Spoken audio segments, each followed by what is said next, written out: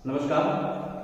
आज की इस ऑनलाइन क्लास में हम इंग्लिश विषय को शुरू करते हैं। और जब इंग्लिश विषय पढ़ते हैं तो जब ग्रामर की बात आती है और ग्रामर में सबसे पहले हम शुरुआत टेंस से करते हैं, क्योंकि किसी भी भाषा को समझने से पहले और हमको उसके समय के बारे में अध्ययन करना जरूरी होता है। क्योंकि जब भी हम किसी भाषा को लिखते हैं, किसी भाषा को बोलते हैं, तो उसमें समय का विशेष ध्यान देना पड़ता है कि वह भूतकाल से संबंधित बातचीत कर रहे हैं, हम वर्तमान काल से संबंधित बातचीत कर रहे हैं या भविष्य काल से संबंधित बात करते हैं। तो लीजिए हम शुरू करते हैं। जैसा कि मैंने बोर्ड पर लिखा हुआ है टेंस, जिसको हम नॉर्मली टाइम भी कहते हैं। तो टेंस एंड टाइम दोनों एक ही होता है। टेंस का मतलब काल, टाइम समय, तो इसको हम समय को पढ़ते हैं। आप लोगों ने हिंदी विषय में, संस्कृत विषय में भी काल को पढ़ा होगा, तो हम इंग्लिश में इसको शुरू करते हैं। शुरू करने से पहले बेसिक चीजें समझते हैं। हम सभी जानते हैं कि समय 3 प्रकार का होता है: present, past and future. Present यानी वर्तमान काल, पास्ट यानी भूतकाल और फ्यूचर यानी भविष्य काल। यानी ऐसे कार्य जो जिस समय में हो रहे हैं, अगर वो वर्तमान में हो रहे हैं तो हम उसको वर्तमान काल के अंतर्गत पढ़ेंगे। अगर वो भूतकाल में हुए हैं तो हम उसको पास्ट टेंस के अंतर्गत पढ़ेंगे। और अगर वो भविष्य में होने वाले हैं तो उसको हम लोग फ्यूचर टेंस, इस प्रकार से पढ़ने का प्रयास हम लोग करेंगे। तो हम जब समझते हैं तो हमको ध्यान में आता है कि टेंस, समय यानी क्या अंतर होता है टेंस बदलने पर। क्योंकि जब हम इसके प्रकारों को पढ़ते हैं कि टेंस 3 प्रकार के होते हैं: प्रेजेंट, पास्ट और फ्यूचर। और प्रत्येक टेंस को उपयोग की दृष्टि से 4 भागों में विभाजित किया गया है। जैसा हमारे बोर्ड पर लिखा हुआ है कि प्रेजेंट को हमने 4 भागों में विभाजित किया। तो प्रेजेंट सिंपल टेंस, जिसको प्रेजेंट इंडेफिनिट टेंस भी कहते हैं। दूसरा प्रकार है प्रेजेंट कंटीन्यूअस टेंस, जिसको हम लोग प्रेजेंट प्रोग्रेसिव टेंस भी कहते हैं। तीसरा प्रकार है प्रेजेंट परफेक्ट और चौथा है प्रेजेंट परफेक्ट कंटीन्यूअस टेंस। ऐसे ही पास्ट में भी 4 भाग होंगे, same past simple, past continuous, past perfect और पास्ट परफेक्ट कंटीन्यूअस। वैसा का वैसा फ्यूचर में भी हम पढ़ेंगे, future simple, future continuous, future perfect और फ्यूचर परफेक्ट कंटीन्यूअस। तो ऐसे मिलाकर कुल 12 भाग बन जाते हैं। अब हम ध्यान में रखते हैं कि ये 12 भाग है तो इनमें अंतर क्या है। तो इसको हम लोग एक बार हिंदी से समझने का प्रयास करते हैं। जैसे मैंने लिखा कि राम विद्यालय जाता है। मैं अगला वाक्य लिखता हूं राम विद्यालय गया। मैं तीसरा वाक्य लिखता हूं राम विद्यालय जा रहा है। और अगर मैं चौथा वाक्य लिखूं कि राम विद्यालय जाएगा। अब जैसा कि मैंने हिंदी में लिखा है तो हिंदी आप सभी जानते हैं। अगर मैं पूछूंगा इनमें अंतर क्या है तो आप ये सीधे समझ जाएंगे कि चारों ही वाक्यों में टेंस का अंतर है, इनमें काल अलग अलग है। ये अलग अलग समय में कहा गया, कही गई बात है। वास्तव में सही है, बिल्कुल। यह चारों ही वाक्य जो है वो समय के, इनमें समय अलग अलग है क्योंकि अलग अलग समय के बारे में कही गई बातें हैं। लेकिन अगर हम ध्यान करें कि इन चारों में टेंस चेंज हुआ है तो बदलता क्या है। इन चारों ही वाक्यों में मैंने 3 शब्दों का प्रयोग किया है।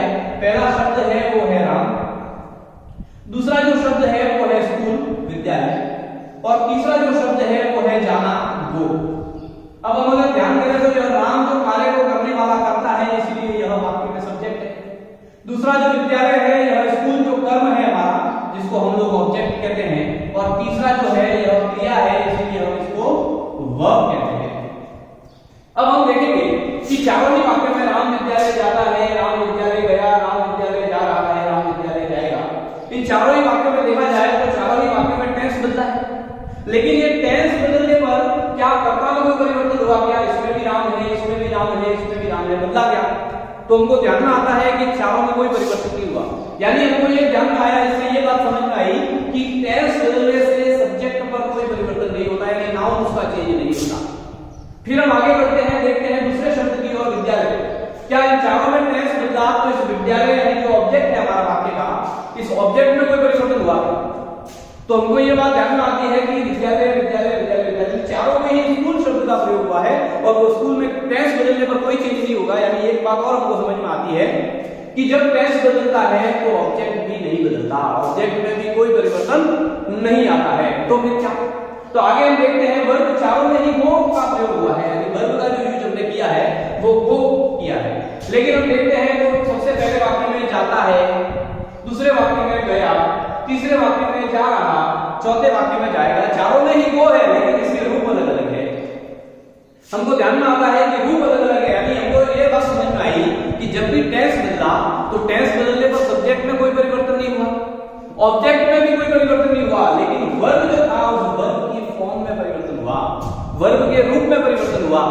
यानी कि जब टेंस बदलता है तो वर्ब का रूप बदलता है, ये हमको ध्यान में आती है। तो इसके लिए जब हम टेंस को पढ़ते हैं तो टेंस का सीधा सीधा संबंध इस वर्ब से है। यानी कि जब हम टेंस पढ़ेंगे तो ये बात हमको ध्यान रखनी चाहिए कि जब भी हम टेंस पढ़ते हैं तो टेंस में केवल और केवल वर्ब ही पढ़नी है कि कौन से टेंस में कौन सी वर्ब आती है और वो क्यों आती है। तो देखिए अब हम आगे बढ़ते हैं, तो जब हम टेंस पढ़ते हैं तो उस टेंस को पढ़ने से पहले वर्ब को समझना जरूरी है। तो हम आगे जो है वो वर्ब को समझने का प्रयास करेंगे कि वर्ब की फॉर्म, वर्ब के रूप बदलते हैं तो रूपों को समझेंगे। तो रूपों को समझने का प्रयास करते हैं। तो सबसे पहले जब हम वर्ब को पढ़ते हैं तो ये ध्यान में आती है कि वर्ब के 3 रूप होते हैं, फॉर्म ऑफ द वर्ब। जब हम स्टडी करते हैं तो फॉर्म ऑफ द वर्ब तो 3 प्रकार में से 5 प्रकार होते हैं, लेकिन हम मूल रूप से 3 पढ़ेंगे। तो 3 प्रकार होते हैं, जिसमें हम पहली फॉर्म जो होती है उसको वर्ब की फर्स्ट फॉर्म कहते हैं। जो सेकंड फॉर्म होती है उसको, दूसरी फॉर्म होती है उसको हम लोग वर्ब की सेकंड फॉर्म कहते हैं। जो तीसरी होती है उसको हम लोग वर्ब की थर्ड फॉर्म कहते हैं। ये वर्ब की फॉर्म के नाम नहीं, क्योंकि ये पहले नंबर पर आती है इसलिए हम इसको वर्ब की फर्स्ट फॉर्म कहते हैं, ये दूसरे नंबर पर आती है इसलिए हम वर्ब की सेकंड फॉर्म कहते हैं, और ये तीसरे नंबर पर आती है इसलिए हम इसको वर्ब की थर्ड फॉर्म कहते हैं। लेकिन जब आपने वर्ब की फॉर्म पढ़ी होगी तब आपने कुछ नाम को लिखे होंगे, तो सबसे जो फर्स्ट फॉर्म है उस फर्स्ट फॉर्म का नाम फर्स्ट फॉर्म नहीं है, उसका नाम है प्रेजेंट फॉर्म। जब हम सेकंड फॉर्म को पढ़ते हैं तो बुक्स के अंदर जब हम देखते हैं तो सबसे ऊपर जो है वो पास्ट फॉर्म लिखा हुआ होता है, यानी कि सेकंड फॉर्म जो होती है उसका नाम सेकंड फॉर्म नहीं है, उसका नाम है पास्ट फॉर्म। और जब हम तीसरी पढ़ते हैं तो उसका नाम जो है वो फ्यूचर फॉर्म नहीं है, इसका नाम जो है वो पास्ट पार्टिसिपल फॉर्म है। ये हमको ध्यान में आता है। हम सभी ने पिछली कक्षाओं में जो पुस्तकें हम ग्रामर की पढ़ी है और वगैरह के टॉपिक पढ़े हैं उसमें ये नाम हमने ध्यान में रखी है। लेकिन ये नाम लिखने क्यों है? वो इसीलिए नाम है क्योंकि जब हम ध्यान करते हैं टेंस को तो टेंस के नाम और वर्ब के नाम मिलते जुलते हैं, इसका मतलब है इनका सीधा सीधा आपसी संबंध है। तो जब हम ध्यान रखते हैं कि ये जो फर्स्ट फॉर्म है ना जिसका नाम प्रेजेंट फॉर्म है, ये वास्तव में प्रेजेंट फॉर्म इस प्रेजेंट टेंस के लिए बनी है। ये जो सेकंड फॉर्म है ना पास्ट फॉर्म, ये वास्तव में ये पास्ट फॉर्म जो है वो पास्ट टेंस के लिए बनी है। चूंकि फ्यूचर जो है वो एक मॉडल्स का विषय है और इसीलिए मॉडल का विषय है, इसके लिए कोई वर्ब नहीं बनी, वो मॉडल का विषय है। तो जब हम फ्यूचर पर आएंगे तब हम इसको समझेंगे कि इसमें जो मॉडल्स के नियम के अनुसार फ्यूचर में कौन सा मॉडल लगता है, लेकिन वर्ब का सीधा सीधा संबंध जो है वो उनसे है। तो इसके लिए ध्यान में रखना कि अगर वो प्रेजेंट टेंस है, भले वो प्रेजेंट सिंपल है, प्रेजेंट कंटीन्यूअस है, प्रेजेंट परफेक्ट है या प्रेजेंट परफेक्ट कंटीन्यूअस है, अगर वो प्रेजेंट है तो उसमें वर्ब की फर्स्ट फॉर्म का प्रयोग होना जरूरी है। अगर प्रेजेंट फॉर्म नहीं है तो वो टेंस कभी प्रेजेंट नहीं हो सकता। अगर हम दूसरी बात करें कि पास्ट टेंस की, तो अगर वो पास्ट टेंस है, भले वो सिंपल है, कंटीन्यूअस है, परफेक्ट है या परफेक्ट कंटीन्यूअस है, अगर वो पास्ट है तो उसमें पास्ट फॉर्म का होना जरूरी है, यानी वर्ब की सेकंड फॉर्म नहीं तो वो पास्ट नहीं। लेकिन हम अगर फ्यूचर की बात करते हैं तो फ्यूचर के लिए कोई वर्ब नहीं है। हालांकि हम जब पढ़ते हैं इसको, पिछली कक्षाओं में भी हमने पढ़ा होगा, जब हम 2 प्रकार के मॉडल्स पढ़ते हैं, एक मॉडल है विल और शैल। हमने मॉडल्स के नियमों में पढ़ा होगा कि जब फ्यूचर एक्शन या फ्यूचर टेंस होता है तो ऐसे भावों में या ऐसे प्रकार जो भाव प्रकट करने के लिए हम लोग फ्यूचर टेंस के अंदर यानी फ्यूचर एक्शन अगर है तो विल शैल का प्रयोग करते हैं। इसीलिए मॉडल कहता है कि फ्यूचर एक्शन जब भी है यानी भविष्य में होने वाले कार्यों का जब भी वर्णन हम लोग करते हैं तो विल शैल का यूज जरूरी है। और मॉडल्स का एक और नियम है, और वो नियम ये है कि जब भी मॉडल्स का प्रयोग होगा, भले वो will would, shall should, can could, may might जो भी है, उनके साथ हमेशा जो है वो वर्ब की प्रेजेंट फॉर्म का ही प्रयोग होगा, यानी वर्ब की फर्स्ट फॉर्म लगेगी। ये मॉडल का नियम है।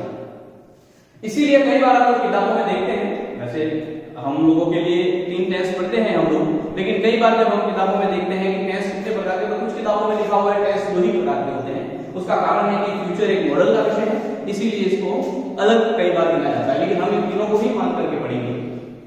तो हमको एक बात ध्यान में आई कि प्रेजेंट में प्रेजेंट फॉर्म का होना जरूरी है, पास्ट में पास्ट फॉर्म का होना जरूरी है, और फ्यूचर टेंस में विल शैल और वर्ब की फर्स्ट फॉर्म का होना जरूरी है। तो यह बात आई सीधी इन वर्ब से। अब हम आगे देखते हैं वर्ब के प्रकार। तो जब हम टेंस पढ़ते हैं तो टेंस के रूप में जब वर्ब के प्रकार पढ़ाए जाते हैं तो उसमें हम 2 प्रकार पढ़ते हैं। अब 2 प्रकार कौन कौन से पढ़ते हैं? तो जब पूछा जाता है कि वर्ब कितने प्रकार की होती है तो हमने हमेशा पढ़ा होगा कि 2 प्रकार की होती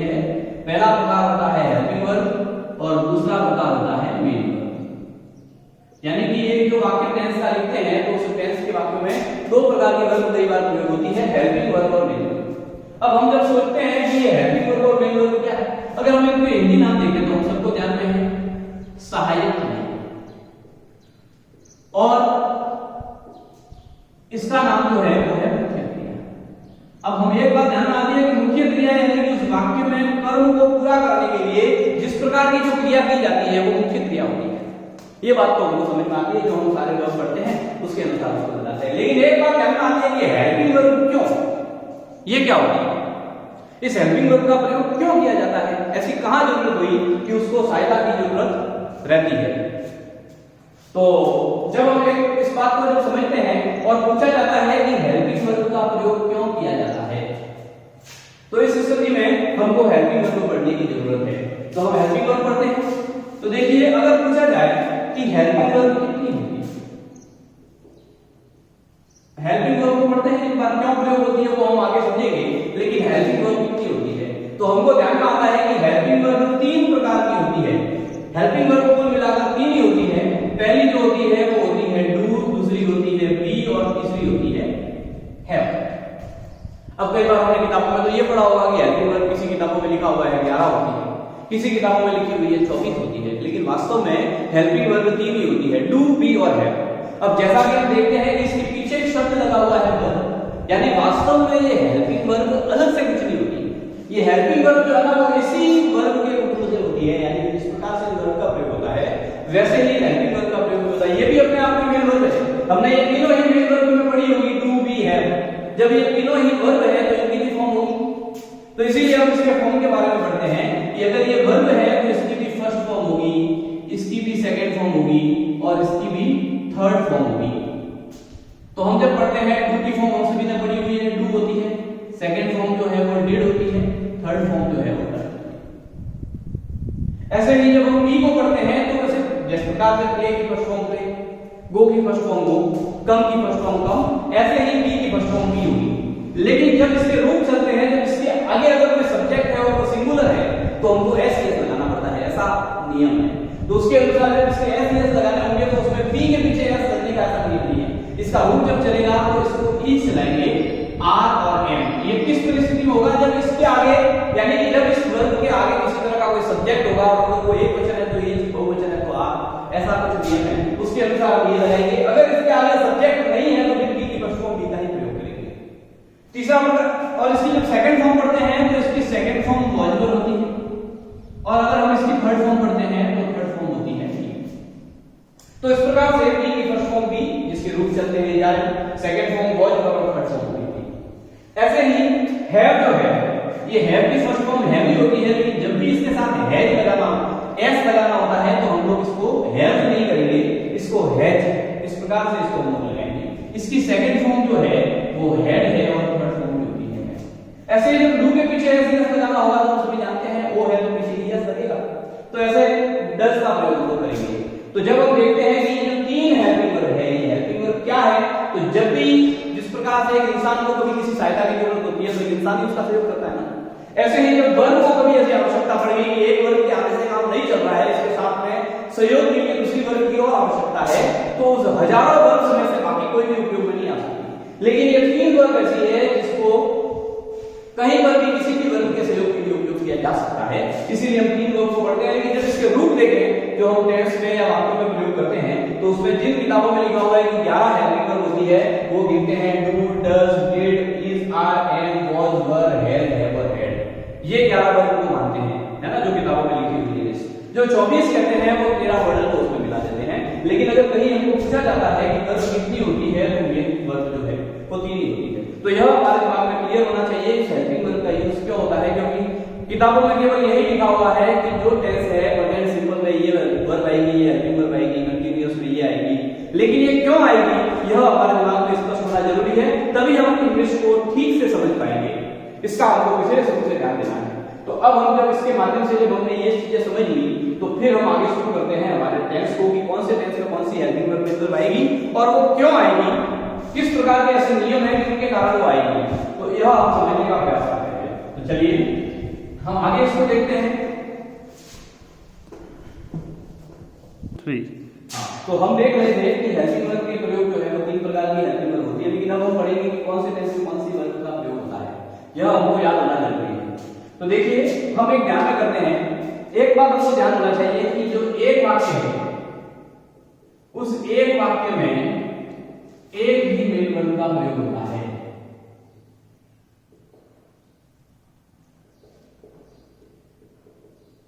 यह अंग्रेजी का नियम है। वैसे हम लोग सिंपल सेंटेंसेस वगैरह देखते हैं, जब एक सिंपल सेंटेंस है तो उसमें एक ही मेन वर्ब का प्रयोग होता है।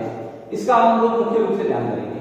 अब एक ही मेन वर्ब का प्रयोग होता है। एक कुछ बातें और है, वो बातें ये है कि जैसा कि हम सभी को पता है कि वर्ब की फर्स्ट फॉर्म जिसका नाम प्रेजेंट फॉर्म है, इसका मतलब है कि ये प्रेजेंट में हमेशा वर्ब की फर्स्ट फॉर्म ही आएगी, भले वो प्रेजेंट सिंपल हो, प्रेजेंट कंटीन्यूअस हो, प्रेजेंट परफेक्ट हो या प्रेजेंट परफेक्ट कंटीन्यूअस हो। अगर उसमें नाम प्रेजेंट है यानी अगर वो प्रेजेंट का वाक्य है तो उसमें फर्स्ट फॉर्म होनी जरूरी है। जैसा कि हमने वर्ब में पढ़ा था कि यह पास्ट टेंस है तो पास्ट फॉर्म का प्रयोग होना जरूरी है। इसीलिए पास्ट टेंस है, भले वो पास्ट सिंपल है, पास्ट कंटीन्यूअस है, पास्ट परफेक्ट है या पास्ट परफेक्ट कंटीन्यूअस है, उसमें अगर नाम पास्ट आया है तो सेकंड फॉर्म होनी जरूरी है। ऐसा का ऐसा फ्यूचर में मैंने अभी बताया थोड़ी देर पहले कि मॉडल्स का प्रयोग होता है, और मॉडल्स में विल और शैल, ये दो मॉडल इस प्रकार के हैं कि जब भी फ्यूचर एक्शन है यानी कि भविष्य में कोई कार्य हो रहा है तो उसमें विल शैल आना जरूरी है, और जब भी मॉडल का प्रयोग होगा तो उसमें फर्स्ट फॉर्म आना जरूरी है, प्रेजेंट फॉर्म आएगी, इसीलिए वर्ब की फर्स्ट फॉर्म का प्रयोग जरूरी है। तो ऐसे ही प्रेजेंट में चारों में ही वर्ब की फर्स्ट फॉर्म का आना जरूरी है, पास्ट में चारों में ही वर्ब की सेकंड फॉर्म का आना जरूरी है, फ्यूचर में चारों में ही विल शैल और विल शैल के बाद में प्रेजेंट फॉर्म यह आना जरूरी है। यह अंग्रेजी के नियम है। दो और नए शब्द को ध्यान में रखना है, दो शब्द और प्रयोग हुए हैं। एक शब्द प्रयोग हुआ है कंटीन्यूअस, यानी अगर कंटीन्यूअस का कोई वाक्य है, यानी कि अगर वो वाक्य कंटीन्यूअस टेंस का है तो उसमें वर्ब की फर्स्ट फॉर्म के साथ आईएनजी लगाना जरूरी है, भले वो प्रेजेंट कंटीन्यूअस हो, पास्ट कंटीन्यूअस हो या फ्यूचर कंटीन्यूअस हो। अगर वो कंटीन्यूअस है तो वर्ब की आईएनजी फॉर्म आएगी। और एक और ध्यान रखना है हमको, परफेक्ट नहीं आना। इस परफेक्ट में हमेशा ही हमने जो 3 प्रकार की वर्ब पढ़ी थी एक्टिव वर्ब, उसमें से हैव का प्रयोग होना जरूरी है। अगर परफेक्ट है किसी भी प्रकार का वाक्य हो, अगर वो परफेक्ट टेंस का वाक्य है तो उसमें हैव होगा। और अगर हैव है तो हैव का एक नियम है कि जब भी हैव स्वतंत्र अकेला आता है तो ठीक है ना, मुख्य क्रिया के रूप में अगर ये उपयोग में हुआ है और अकेले ही उपयोग हुआ है तो कोई बात नहीं, वो अकेला आ सकता है। लेकिन अगर इसके पीछे कोई वर्ब है तो वो वर्ब हमेशा वर्ब की थर्ड फॉर्म ही होगी, यानी पास्ट पार्टिसिपल फॉर्म ही होना जरूरी है। ऐसे इंग्लिश के नियम हैं। अब इन नियमों का भी पालन करना हमको जरूरी है, और अगर इन नियमों के हिसाब से हम देखें तो इस वर्ब की कौन सी फॉर्म कौन से टेंस में आती है वो किन्हीं पर डिपेंड करती है, उसको हम आज समझने का प्रयास करेंगे। तो शुरुआत करते हैं। सबसे पहले हम सिंपल को नहीं पढ़ रहे और प्रेजेंट कंटीन्यूअस को पढ़ते हैं। अब नाम इसका जैसा है प्रेजेंट कंटीन्यूअस। अब प्रेजेंट कंटीन्यूअस नाम है तो दोनों की शर्त पूरी होनी जरूरी है। प्रेजेंट कहता है कि मेरे अंदर फर्स्ट फॉर्म आनी जरूरी है, जैसा कि वर्ब कह रहा है। अब दूसरा नियम कहता है कि नाम कंटीन्यूअस है, प्रेजेंट कंटीन्यूअस का वाक्य बनाना है, तो ये कहता है मुझे वर्ब की आईएनजी फॉर्म देनी है। अब वर्ब हमारे पास एक ही है, जैसा कि मैंने ऊपर लिखा है, एक वाक्य में एक ही मेन वर्ब का प्रयोग होता है। अब वाक्य में एक ही मेन वर्ब है और हमारे पास मांगने वाले दो है। अगर हम केवल आईएनजी लगाते हैं तो वो प्रेजेंट की शर्त पूरी नहीं करता, जब प्रेजेंट की शर्त पूरी नहीं करता तो वो वाक्य प्रेजेंट का हो गई। अगर हम लोग इसको और फर्स्ट फॉर्म दे देते हैं और आईएनजी फॉर्म नहीं लगाते हैं उस वर्ब की, तो फिर अगर वो आईएनजी फॉर्म नहीं है तो वो कंटीन्यूअस की शर्त पूरी नहीं करता, और जब वो कंटीन्यूअस की शर्त पूरी नहीं करता तो वो कंटीन्यूअस का वाक्य हो ही नहीं सकता। हमको प्रेजेंट कंटीन्यूअस का वाक्य बनाना है, इसलिए दोनों की शर्तें पूरी करनी जरूरी है। अब हमारे पास वाक्य में एक ही वर्ब है, मान लीजिए मैं प्रेजेंट कंटीन्यूअस का एक वाक्य लिखता हूं कि वह बाजार जा रहा है, जैसा कि हम सभी को ध्यान में है यहां पर जो वर्ब आई है वो। अब हमारे पास वर्ब इस वाक्य में प्रेजेंट कहता है फर्स्ट फॉर्म दो, कंटीन्यूअस कहता है आईएनजी दो। अगर हम यहां पर केवल दो लगाते हैं, कोई नहीं लगाते हैं तो प्रेजेंट कंटीन्यूअस का वाक्य नहीं बनता है। हम केवल वही लगाते हैं तो इसको क्या करेंगे? तो इसीलिए शर्तों को पूरा करने के लिए हम एक उसके लिए सॉल्यूशन ढूंढेंगे, और वो सॉल्यूशन है हेल्पिंग वर्ब का। क्योंकि हमको दो वर्ब चाहिए होती है तो इसके लिए वर्ब के सहयोग के लिए दूसरी वर्ब की प्रयोग हमको करना है। हम क्या करेंगे, कंटीन्यूअस जो है उस कंटीन्यूअस को आईएनजी फॉर्म दे देंगे, यानी ये जो वो आई है इसको गोइंग क्या प्ले आई है, तो प्लेइंग कम आया है तो कमिंग, इस वर्ब को हम लोग लगा देंगे। जैसे ही हम इसको लगा दिया तो प्रेजेंट को फर्स्ट फॉर्म नहीं मिली, और नहीं मिली तो वो प्रेजेंट की शर्त पूरी नहीं करता। और जबकि हमको चूंकि हमको वाक्य प्रेजेंट कंटीन्यूअस का बनाना है, इसलिए हमको प्रेजेंट की फॉर्म चाहिए, तो ऐसी कंडीशन में हम लोग बी का प्रयोग करेंगे, क्योंकि हमारे पास 3 ऐसे हेल्पिंग वर्ब है जो कभी भी किसी भी वर्ग की समस्या में उसका सहयोग करने आ जाती है। तो इसीलिए इस बी को हम लोग बजरंगबली नाम देंगे। तो बी को बजरंगबली के रूप में यह सहयोग करने के लिए आई और इसने कहा कि आप मेरा प्रयोग कर लीजिए। तो जब बी के आई यहाँ पर, तो बी ने कहा कि क्या चाहिए, तो हमने कहा कि हमको बी की वर्ग की फर्स्ट फॉर्म चाहिए। तो इसके जस्ट आगे जब वाक्य बनेगा तो सब्जेक्ट आएगा, इसीलिए बी का रूप इज आरएस बनेगा। अब हम जब किताबों में पढ़ते हैं कि प्रेजेंट कंटीन्यूअस में इज आरएस प्लस वर्ब की आईएनजी फॉर्म आती है, इसीलिए आती है क्योंकि प्रेजेंट को फर्स्ट फॉर्म चाहिए, तो हम लोग हेल्पिंग वर्ब बी की इज आरएस फर्स्ट फॉर्म लगाते हैं। कंटीन्यूअस को आईएनजी अंग्रेजी के नियम के हिसाब से चाहिए, तो हम लोग अंग्रेजी के नियम के हिसाब से जो मेन वर्ब आई है उसकी वर्ब की आईएनजी फॉर्म लगा देते हैं। वाक्य में जो भी वर्ब है उसकी आईएनजी फॉर्म लगाकर हम लोग उपयोग करते हैं। तो इसीलिए ये इज आरएस प्लस आईएनजी आने का कारण इस प्रकार से होता है। दूसरा हम अगर टेंस पढ़े पहला, तो प्रेजेंट कहता है कि मुझे वर्ब की फर्स्ट फॉर्म चाहिए, जैसा कि हमारा नियम है और वर्ब का रूल है। ऐसे ही परफेक्ट कहता है कि मुझे हैव चाहिए और हैव के साथ तो वर्ब की फर्स्ट फॉर्म आना जरूरी है। तो जब हम इस शब्दों को देखते हैं तो वही बात हो जाती है कि हम दोनों को नहीं दे सकते, यानी एक वाक्य में गो वर्ब है, हम यहाँ पर गो और गॉन दोनों नहीं लगा सकते। इसीलिए हम क्या करेंगे, तो हम जो है वो वर्ब की थर्ड फॉर्म पीछे वाले वाक्य को एक बार दे देंगे। अब वर्ब की थर्ड फॉर्म दे दी तो हैव को तो कोई दिक्कत नहीं है, क्योंकि have by rule have third form के साथ आता है, इसीलिए हम इसको थर्ड फॉर्म के साथ लगा सकते हैं। लेकिन समस्या ये रहती है कि हमको तो प्रेजेंट भी चाहिए। अब प्रेजेंट भी चाहिए तो यहाँ पर क्या है कि हम लोग बी का यूज नहीं करेंगे। इसलिए नहीं करेंगे क्योंकि हमारे पड़ोस में जो परफेक्ट है ना उसमें हैव पहले से मौजूद है और हैव उसी हेल्पिंग वर्ब का एक पार्ट है, इसीलिए हैव जो है वो इसका सहयोग कर लेगा और ये हैव जो है यहाँ पर परफेक्ट की शर्त को भी पूरी करेगा और प्रेजेंट की शर्त को भी पूरी करेगा। इसीलिए हैव के फर्स्ट फॉर्म के रूप में हम लोग हैव, और अगर हम लोग है एस एस लगाने की जरूरत पड़ती है तो हम लोग हैज लगा देंगे। तो इस प्रकार से प्रेजेंट को फर्स्ट फॉर्म चाहिए तो हमने हैज फर्स्ट फॉर्म लगा दी, परफेक्ट को हैव चाहिए तो ये दोनों काम कर रहा है, हैव का उपयोग भी यहाँ पर हो जाएगा, और उसको थर्ड फॉर्म चाहिए तो यहाँ पर जो मेन वर्ब आई है उसकी लोग थर्ड फॉर्म लगा देंगे। ऐसे जब आगे बढ़ते हैं तो प्रेजेंट को वर्ब की फर्स्ट फॉर्म चाहिए, जैसा कि इसका नाम परफेक्ट है, परफेक्ट का नियम है कि उसको हैव प्लस वर्ब की थर्ड फॉर्म का प्रयोग करना है, और जैसा कि इसका नाम कंटीन्यूअस है तो कंटीन्यूअस की जो शर्त है वो है वर्ब की आईएनजी फॉर्म। अब यह जो वाक्य है इसमें 1, 2 और 3 वर्ब की जरूरत है और एक वाक्य में एक ही वर्ब होती है, तो ऐसी स्थिति में और थोड़ी सी पेचीदा स्थिति बनती है।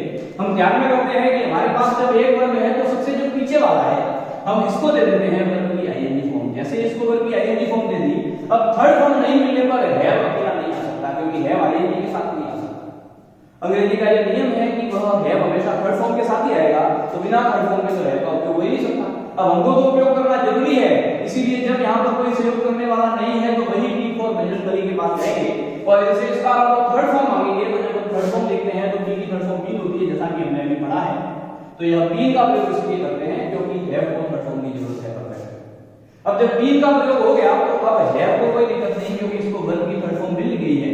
अब यह उसी का प्रयोग करेगा और इस तरह से हम लोग जो है वो हैव और हैज का प्रयोग यहाँ पर करेंगे। तो इस प्रकार से प्रेजेंट को फर्स्ट फॉर्म चाहिए, हमने हैज फर्स्ट फॉर्म लगा दी। परफेक्ट को हैव चाहिए तो हैज मिल गई, हैज को थर्ड फॉर्म चाहिए तो हैव को थर्ड फॉर्म बीइंग के रूप में मिल गई, और कंटीन्यूअस में जो वर्ब की फॉर्म आई है उसकी आईएनजी फॉर्म हम लगा सकते हैं। तो इस प्रकार से हम लोग इन टेस्ट में जो हेल्पिंग वर्ब मेन वर्ब का डिराइवेशन करते हैं उसका ये होता है। हम कई बार जब किताबें पढ़ते हैं तो किताबों में भी इस तरह की चीजें लिखी हुई नहीं होती कि हेल्पिंग वर्ब का प्रयोग होता है। आगे हम लोग देखते हैं कि प्रेजेंट जो कि वर्ब की फर्स्ट फॉर्म मानता है, लेकिन हमने जब पढ़ा कि सारे सूत्रों में सिंपल का मतलब होता है सरल साधारण, यानी कि ये कुछ भी नहीं मानता, इसको कोई वर्ब नहीं चाहिए, और जब कोई वर्ब नहीं चाहिए तो एक वाक्य में एक वर्ब होती है, हम इसका उपयोग कर लेंगे। तो इसीलिए यहाँ पर किसी भी हेल्पिंग वर्ब की जरूरत नहीं पड़ेगी। वर्ब की फर्स्ट फॉर्म है, जब एस एस इनकी तरफ लगाना होता है तो इसी वर्ब के साथ लगा सकते हैं, लेकिन जब नेगेटिव वाक्य और इंट्रोगेटिव बनते हैं तो वो बिना हेल्पिंग वर्ब के बनते नहीं, जैसा कि हमने पिछली कक्षाओं में पढ़ा होगा। तो जब नहीं बनता तो जब भी इसमें इंट्रोगेटिव या नेगेटिव बनाना होगा तो हम लोग हमारे पास हमने बी और हैव का प्रयोग कर लिया है, तो हेल्पिंग वर्ब का तीसरी और हेल्पिंग वर्ब हमने टू डज पढ़ी थी टू, तो यहाँ पर टू डज का प्रयोग हम लोग प्रेजेंट सिंपल में ऐसी परिस्थिति में करेंगे जब नेगेटिव या इंट्रोगेटिव बनाना है। तो यह आप सभी को आशा है कि समझ में आ गया होगा कि जिस प्रकार से वर्ब है उस वर्ब का सीधा सीधा संबंध जो है वो टेंसेस से है। ये सारी चीजें जो किताबों में लिखी हुई नहीं है, किताब में सीधा यही लिखा है कि किस टेंस में कौन सी हेल्पिंग वर्ब में आती है, लेकिन ये क्यों आती है तो इसका छोटा सा स्वरूप मैंने आपको समझाने का प्रयास किया है। सेम इसी प्रकार से पास्ट में सेकंड फॉर्म लगेगी तो सेकंड फॉर्म के अनुसार यही सेम नियमों के आधार पर होगा। फ्यूचर में इसी प्रकार से बेल शेयर और फर्स्ट फॉर्म लगेगी, तो इसी आधार पर यही सिस्टम जो है वो उसमें भी चलेगा। ये हम आगे की कक्षाओं में पढ़ेंगे। फिलहाल के लिए धन्यवाद।